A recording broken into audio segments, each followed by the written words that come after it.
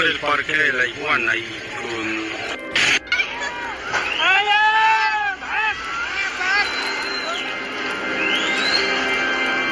Government authorities declared a state of emergency and requested national support.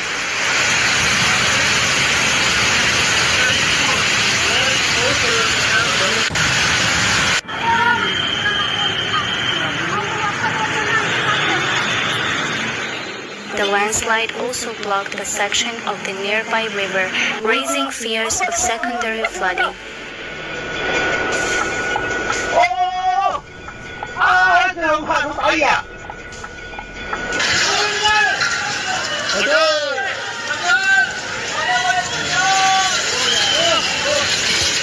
Volunteers poured in from neighboring towns, forming human chains to pass supplies.